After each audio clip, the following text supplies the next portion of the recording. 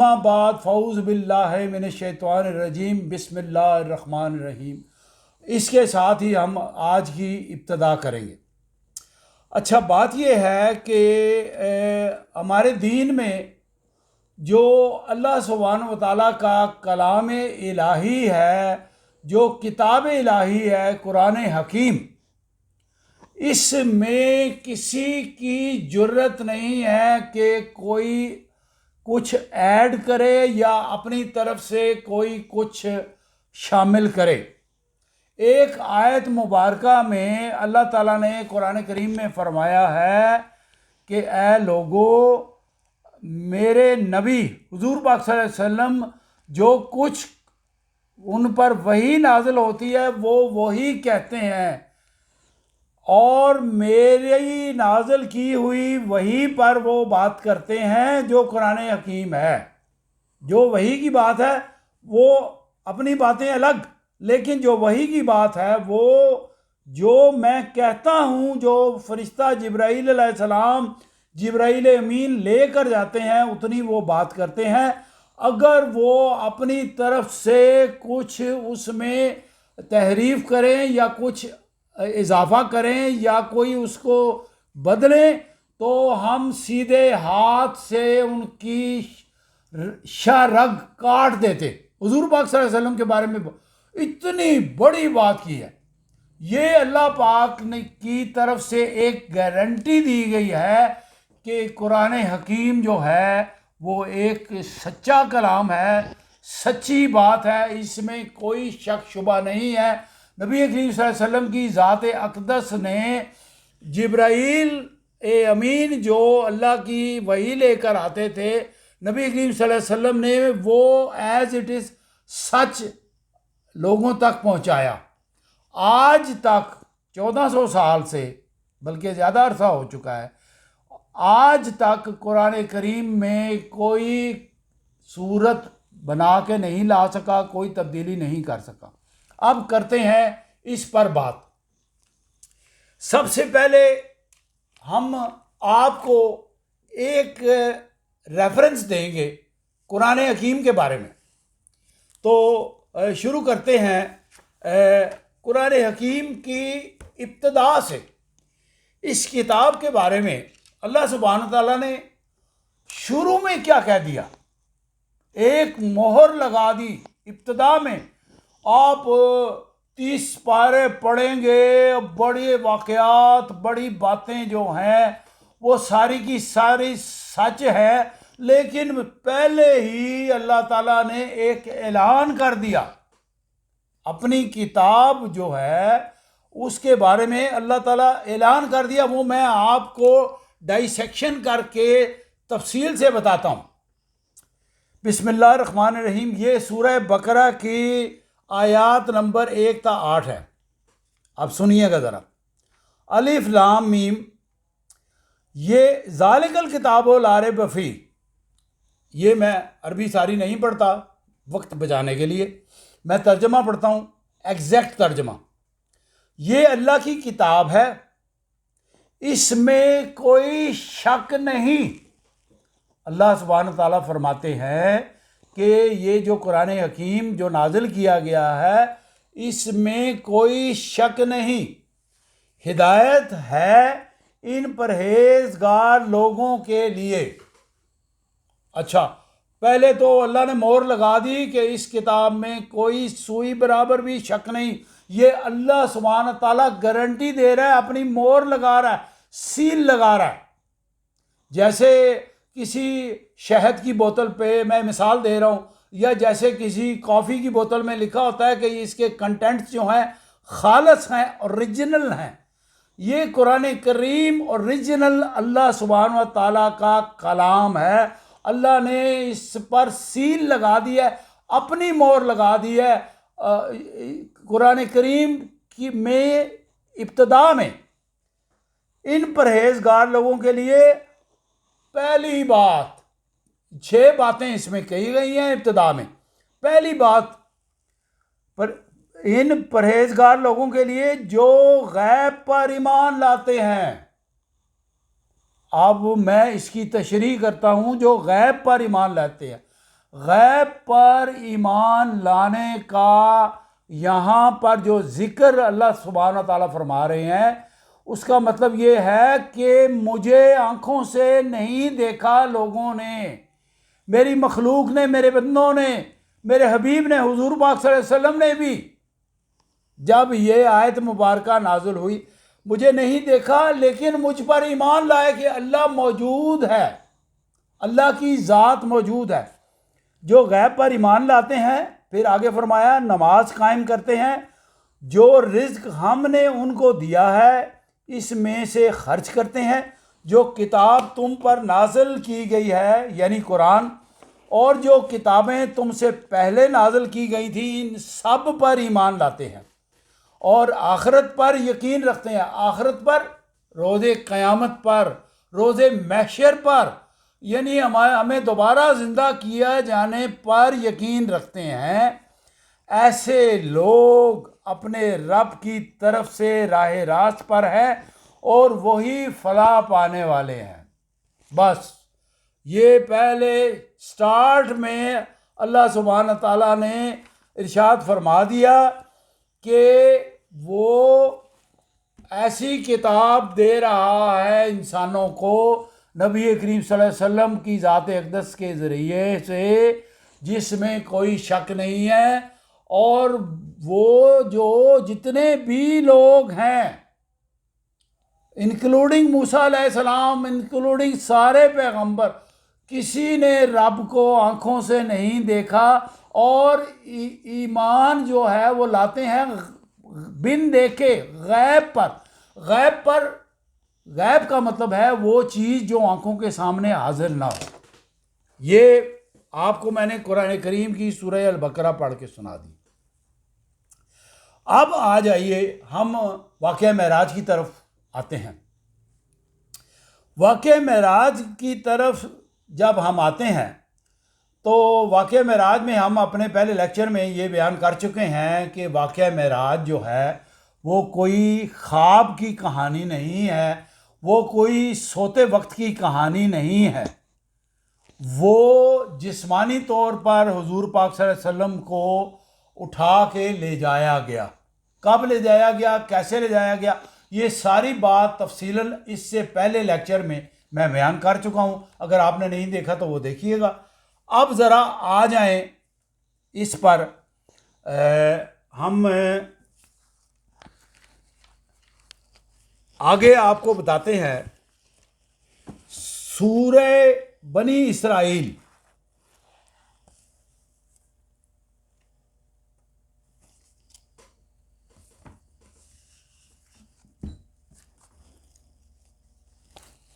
سورہ بنی اسرائیل کی ہم وہ آیت پڑھتے ہیں جو اس سے متعلق ہے، واقعہ معراج سے متعلق۔ اب سنیے ذرا، بسم اللہ الرحمن الرحیم۔ سبحان الذی اسرا بعبدہ لیلا من المسجد الحرام الی مسجد الاقصی۔ میں ساری عربی نہیں پڑھتا وقت بچانے کے لیے، میں اس کا ترجمہ پڑھتا ہوں۔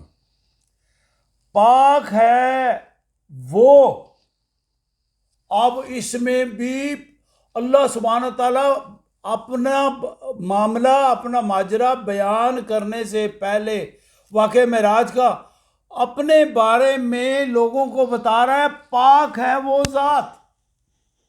اس کا مطلب کیا ہے؟ یہ یہاں کیوں آیا؟ یہ بات کیوں کہنی پڑی؟ اللہ سبحانہ تعالیٰ اپنے بارے میں فرما رہا ہے وہ ذات پاک ہے جو جھوٹ سے پاک ہے، دروغ گوئی سے پاک ہے، جو سچ ہے، جس میں ذرا برابر بھی شک شبے کی گنجائش نہیں ہے، اور جو بیان کرتا ہے، وہ سچی بات بیان کرتا ہے، وہ پاک ذات ہے۔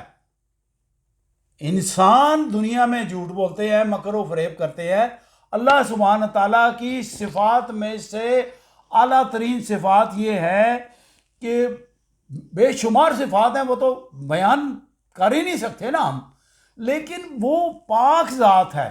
وہ یہ جو انسانوں کی طرح دروغ گوئی سے، جھوٹ سے، مکر و فریب سے، غلط بیانی سے بات کو توڑ موڑ کے پیش کرنے سے پاک ہے۔ اللہ نے سب سے پہلے واقعہ بیان کرنے سے پہلے کہہ دیا میں پاک ہوں۔ اللہ اپنے بارے میں کہہ رہا ہے پاک ہے وہ جو لے گیا ایک رات اپنے بندے کو مسجد حرام سے دور کی اس مسجد تک جس کے ماحول کو اس نے برکت دی ہے تاکہ اسے اپنی کچھ نشانیوں کا مشاہدہ کرائے۔ اب یہاں پر آپ نے ذرا رکنا ہے، ذرا ٹھہر جانا ہے، ذرا دماغ پہ زور دینا ہے۔ میں نے جو ریسرچ ورک کیا ہے میں اس کے بارے میں بات کرتا ہوں۔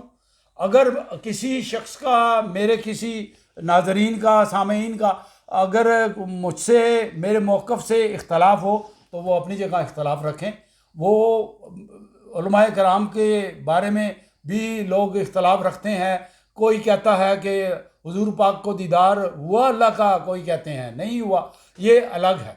قرآن کیا کہتا ہے میں تو وہ بات کروں گا، میں قرآن کے ریفرنس سے بات کروں گا تاکہ اسے اپنی کچھ نشانیوں کا مشاہدہ کرائے۔ اب اللہ تعالیٰ قرآن کریم میں پہلے یہ گارنٹی دے دی کہ یہ کتاب سچ ہے، اس میں کوئی جھوٹ نہیں ہے۔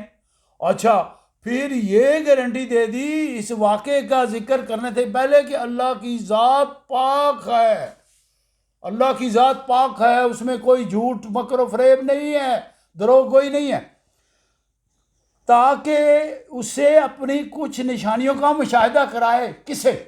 نبی کریم صلی اللہ علیہ وسلم کی ذات اقدس کو اپنی نشانیوں کا مشاہدہ کرائے۔ نشانیاں کیا ہیں؟ جنت ہے، دوزخ ہے، آسمان ہے، پہلا آسمان، دوسرا آسمان، تیسرا آسمان، چوتھا آسمان، اور اس طریقے سے فرشتے اور بہت ساری چیزیں مشاہدہ کرائے کہ اللہ سبحانہ تعالیٰ دکھائے کہ میں نے جو قرآن میں بیان کیا ہے کہ یہ میں نے جنت تیار کر رکھی ہے آخرت کے بعد، حساب کے بعد، روز حشر کے بعد، جس میں نیکوکار داخل کیے جائیں گے۔ یہ جنت بھی دیکھ لو اور یہ دوزخ بھی دیکھ لو، یہ تیار ہے، اس کا مشاہدہ کر لو۔ اچھا، یہاں پر ذرا رکیے گا اور سوچئے گا کہ اللہ تعالیٰ کہتا ہے کہ اپنی نشانیوں کا مشاہدہ کرائے۔ یہ لفظ کیوں نہیں آیا کہ اللہ تعالیٰ اپنی ذات کا دیدار کرائے؟ یہ ذکر تو قرآن میں کسی جگہ بھی نہیں آیا۔ ذرا آپ غور فرمائیے گا، اللہ کو کسی کا ڈر ہے، اللہ کو کسی کا خوف ہے، اللہ کو کسی سے شرم آتی ہے، اللہ کو کسی سے حیا آتی ہے، وہ پاک ہے، سب سے زیادہ طاقتور ہے، وہی ہے جس کی برابری کے لائق کوئی نہیں ہے۔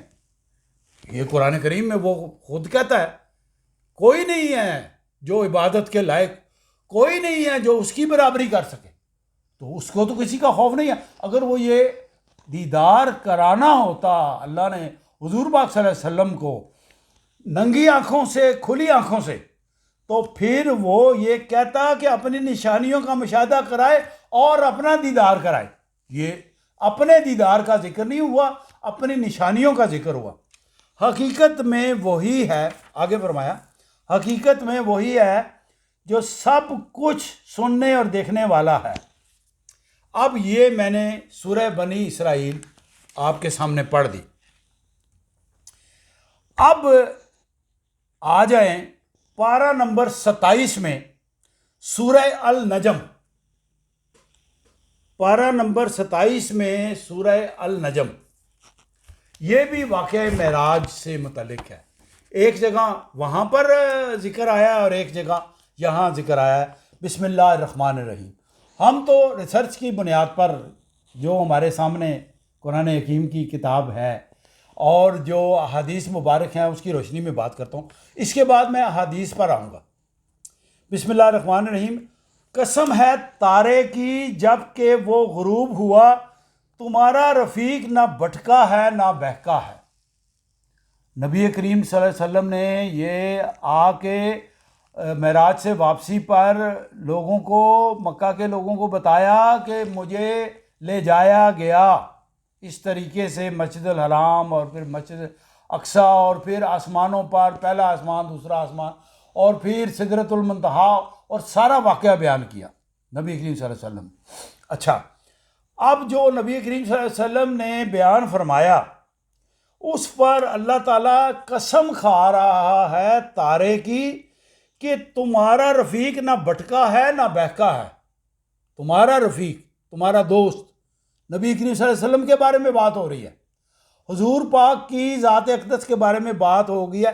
وہ اپنی خواہش نفس سے نہیں بولتا، یہ اللہ سبحانہ تعالیٰ گارنٹیڈ بات کر رہے ہیں، پکی بات کر رہے ہیں۔ وہ اپنی خواہش نفس یعنی اپنے نفس، اپنی ذات کی خواہش کے بارے حساب میں نہیں بولتا۔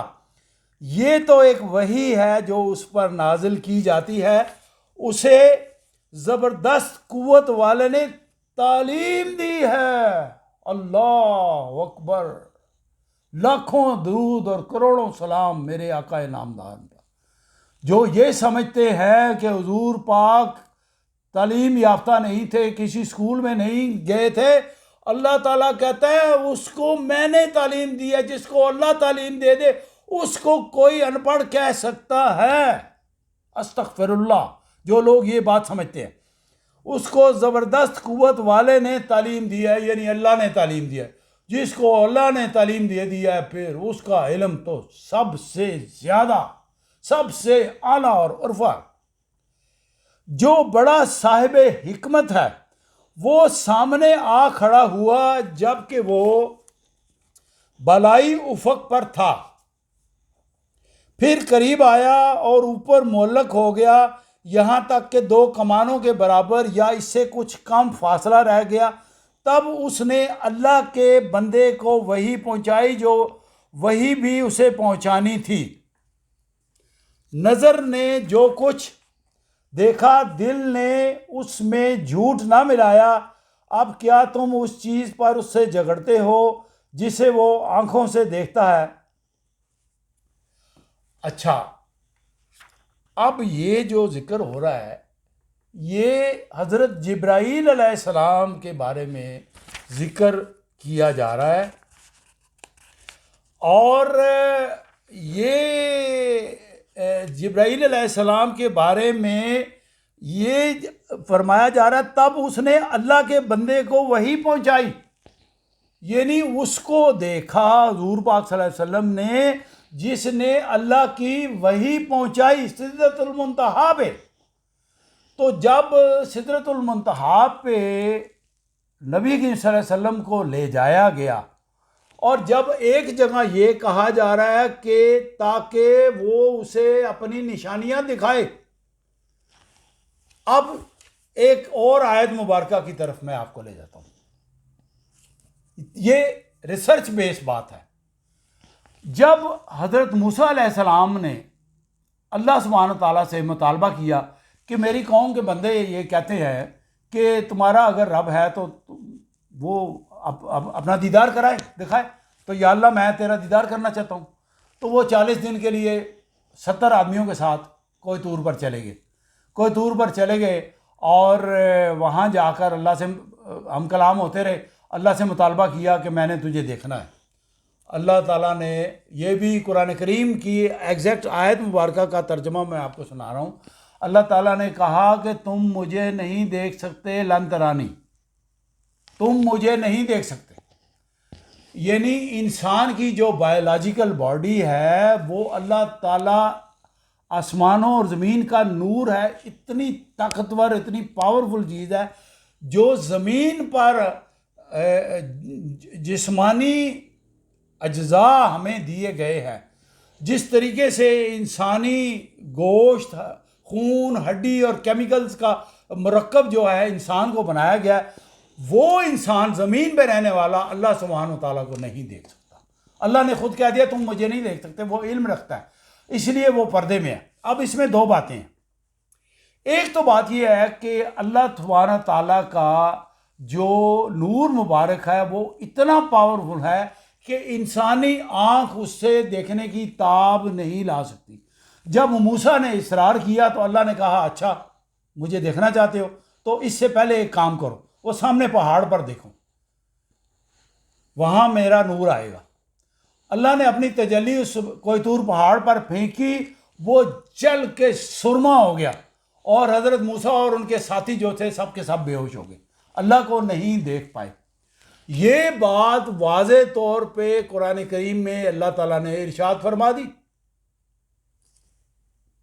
حضرت موسیٰ کا مطالبہ، اللہ کی تجلی اور ان کا بے ہوش ہونا، یہ جتنے بھی نبی ہیں ان کے بارے میں اللہ تعالیٰ قرآن کریم میں ارشاد فرماتا ہے کہ وہ تمہاری طرح کے ہی انسان ہیں۔ دیکھیں نا، وہ ہماری طرح کھانا کھاتے ہیں، وہ ہماری طرح سانس لیتے ہیں، ہماری طرح پانی پیتے ہیں، رفع حاجت کرتے ہیں، ان کی پیدائش باقی انسانوں کی طرح ہوئی، لیکن فرق، کسی چیز میں فرق ہے۔ ان کا جو مرتبہ ہے، ان کی جو تعلیم ہے، وہ اللہ سبحانہ تعالیٰ نے عام انسانوں سے بہت افضل اور اعلیٰ ترین دے دی ہے۔ یعنی جس طرح کسی آدمی کو وہ گوشت کا بنا ہوا انسان ہوتا ہے، جیسے کوئی رومن کنگ ہے، وہ ایک بادشاہ ہے، اس کے بھی پیر ہیں، 2 ہاتھ ہیں، 2 آنکھیں ہیں، سانس لیتا ہے، روٹی کھاتا ہے، نیند آتی ہے، سوتا ہے، جاگتا ہے، لیکن مرتبہ کیا ہے کہ وہ کنگ ہے۔ اسی طرح نبیوں کے بارے میں ہے کہ وہ عام انسانوں کی طرح ہیں، اور تمہیں میں سے میں نے پیدا کیے، وہ بھی قرآن کریم میں اللہ تعالیٰ ارشاد فرماتا ہے میں نے نبی تمہیں میں سے پیدا کیے۔ یعنی وہ کفار مکہ یہ کہتے تھے نا کہ وہ فرشتے کو کیوں نہیں آسمان سے نازل کیا، تو اللہ تعالیٰ کہتا ہے کہ انہیں کہو کہ میں نے تمہیں میں سے اپنا نبی پیدا کیا تاکہ تمہیں وہ سمجھائے میری باتیں، تمہارے ساتھ وہ بات چیت کرے، وہ تمہیں آسانی سے سمجھا دے۔ اچھا، جو ہدایت پانے والے لوگ تھے، جو اللہ کی بات ماننے والے لوگ تھے، اللہ پہ ایمان لانے والے لوگ تھے، وہ تو بن دیکھے ایمان لے آئے۔ وہ تو خود میں نے پڑھ کے آپ کو سنا دیا، اللہ نے کہہ دیا کہ وہ بن دیکھے ایمان لائے۔ اچھا، بن دیکھے ایمان لانے کا ایک بہت بڑا مرتبہ ہے۔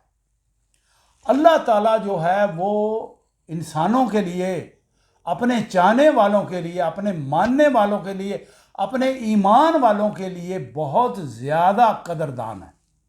وہ کیسے قدردان ہے؟ یہ قرآن ہی کہتا ہے۔ اللہ قدردان ایسے ہے، وہ کہتا ہے کہ وہ کامیاب لوگ ہیں۔ یہ میں نے سورہ البقرہ کی آیات نمبر 1 تا 8 پڑھ کے آپ کو سنا دی۔ اس میں اللہ تعالیٰ کہتا ہے کہ وہ لوگ کامیاب ہیں جو میرے اوپر بن دیکھے ایمان لائے، جو نماز پڑھتے ہیں، جو رزق میں نے دیا ہے رزق میں سے وہ اللہ کے نام پہ دیتے ہیں، اور جو نبیوں پر ایمان لائے، میری 4 کتابوں پر ایمان لائے، آخرت پر یقین رکھتے ہیں، فرشتوں پر یقین رکھتے ہیں، وہ کامیاب ٹھہرے۔ ان کو نوید سنا دی، ان کو سنا دیا کہ تم کامیاب ٹھہرے، تو یہ تو ان کو گارنٹی دے دی۔ اچھا، بن دیکھے ایمان لانے کی بات اللہ نے سب سے پہلے کی، جیسے میں پہلے کہہ چکا ہوں، بن دیکھے ایمان لانے کا مطلب ہے کہ مجھے دیکھا نہیں اور مجھے مان رہے ہیں، اور یہی تو کمال کی بات ہے۔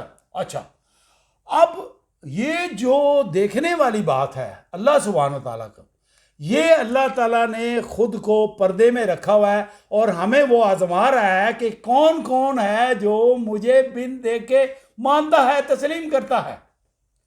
کیوں؟ کس طرح تسلیم کرتے ہیں؟ اس کی نشانیاں، وہ کہتا ہے میری نشانیاں دیکھو، تم اپنے دائیں بائیں دیکھو، اور ساری باتیں چھوڑ دو، خود کو دیکھ لو، اپنے جسم کو دیکھ لو، اپنے میکانزم کو دیکھ لو، اپنی باڈی کو دیکھ لو، اپنے نظام کار کو دیکھ لو، اپنی پیدائش کو دیکھ لو، تمہیں میں نے ایک پانی کے بدبودار قطرے سے پورا انسان بنا دیا۔ جو کوئی سائنسدان بنتا ہے، کوئی پائلٹ بنتا ہے، کوئی ڈاکٹر بنتا ہے، کوئی لائر بنتا ہے، کوئی جج بنتا ہے، کیا سے کیا علم والے لوگ، کوئی ڈاکٹر علامہ اقبال بنتا ہے، کوئی البرٹ آئنسٹائن بنتا ہے، کوئی ڈاکٹر عبدالسلام بنتا ہے، کوئی کچھ بنتا ہے، کوئی کچھ بنتا ہے، پانی کے ایک بدبودار چھوٹے حقیر سے قطرے سے جو مائکروسکوپک آرگنزم ہے، اس سے وہ ماں کے پیٹ میں وہ ٹپکایا جاتا ہے، وہ بڑا ہوتا ہے، اور اس کو پھر اللہ تعالیٰ تعلیم دے کے اور پھر مختلف مراحل سے گزر کے وہ ہو جاتا ہے۔ تو یہ بھی اللہ کا ایک بہت بڑا معجزہ ہے۔ تو پھر اللہ تعالیٰ کہتا ہے کہ تم میری طرف آتے ہو یہ چیزیں، میری نشانیاں دیکھ کر، میری نشانیاں دیکھ کر میرا یقین کرتے ہو کہ یہ جو تو نے نشانیاں بتائی ہیں یہ ہم دیکھتے ہیں اور تجھ پر ایمان لاتے ہیں، تو سچا ہے۔ لیکن وہ یہ کر سکتا تھا کہ اپنے آپ کو اپنا دیدار انسان کو کرا دیتا۔ اب اس نے یہ ایک راز رکھا ہے اور یہ ہمیں آزما رہا ہے، اور وہ قرآن میں بار بار وہ کہتا ہے کہ ہم تو تمہیں آزمائیں گے، وہ ہمیں آزما رہا ہے، اور یہی ہمارا ٹیسٹ ہے نا کہ ہم بن دیکھے اللہ پہ ایمان لائیں۔ ورنہ تو اللہ سامنے ہوتا تو ساری کی ساری دنیا جو سجدہ ریز ہو جاتی، اللہ تو سامنے ہے۔ تو جو اللہ کے نہیں ماننے والے وہ ایک طرف ہو جاتے ہیں، وہ کہتے ہیں ہم نہیں مانتے قرآن کو، نعوذ باللہ، وہ کہتے ہیں ہم اللہ کو نہیں مانتے، ہم کسی خدا پہ یقین ہی نہیں رکھتے، خدا ایگزسٹ ہی نہیں کرتا۔ ایسے لوگ ہیں دنیا میں، تو وہ ایک طرف ہو جائیں۔ جو ایمان لانے والے ہیں وہ اللہ نے ان کو نوید سنا دیا، ان کے لیے میں نے آخرت میں انعام تیار کر رکھا ہے۔ تو اب یہ چیز اللہ نے ریزرو رکھ لی ہے اپنے پاس، اپنا دیدار۔ یہ بات میں آپ کو سمجھانا چاہ رہا تھا کہ اللہ نے اپنا جو دیدار ہے، اللہ کی ذات اقدس پوری کائنات میں تمام نعمتوں سے، تمام چیزوں سے اعلیٰ ترین ہے اللہ کی ذات اقدس، اور اللہ کی ذات اقدس میں اس کا دیدار جو ہے وہ اعلیٰ ترین افضل ترین نعمت ہے جو انسانوں کو دی جائے گی انعام کے طور پر آخرت میں، جنت میں۔ دوزخ والوں کو دیدار نہیں ہوگا، جنت والوں کو دیدار ہوگا، وہ انعام کے طور پر دی جائے گی۔ اور یہ یاد رکھیے کہ حدیث مبارک میں آتا ہے کہ جس وقت انسان اللہ کا دیدار کرے گا تو پوری کائنات میں اس سے حسین لمحہ، اس سے پر لطف پر کیف چیز کوئی نہیں ہوگی۔ تو یہ اللہ تعالیٰ نے اپنے لیے رکھ لیا۔ اب نبی کریم صلی اللہ علیہ وسلم بھی اسی طرح ہماری بایولوجیکل باڈی کی طرح، حضور پاک صلی اللہ علیہ وسلم کی بایولوجیکل باڈی تھی، ان کو آسمانوں پر لے جایا گیا، اور اگر دیدار کی بات ہوتی تو موسیٰ کی بات کر رہے تھے، اللہ تعالیٰ نے کہہ دیا کہ وہ نہیں دیکھ سکتے، تو حضور پاک کے بارے میں کہتے ہیں کہ میں نے ان کو دیدار کرا دیا۔ اللہ کو کس کا ڈر اور خوف ہے؟ اللہ کو کسی کا ڈر اور خوف نہیں۔ اللہ کہتے تھے میں نے اپنے نبی حضور پاک محمد صلی اللہ علیہ وسلم کو اپنا دیدار کرا دیا، دلیری سے اعلان کر دیتا۔ اللہ کو کسی کا ڈر ہے، اللہ کو کسی کا خوف ہے؟ اللہ سے اوپر کوئی ہستی موجود ہے؟ نعوذ باللہ، کوئی ہستی نہیں ہے۔ تو یہ چیزیں اللہ نے ریزرو رکھ لی ہیں انعام کے طور پر، جو روز محشر کے بعد انسانوں کو اللہ اپنا دیدار کرائے گا، اور اس کے دیدار سے بڑھ کے کوئی چیز نہیں۔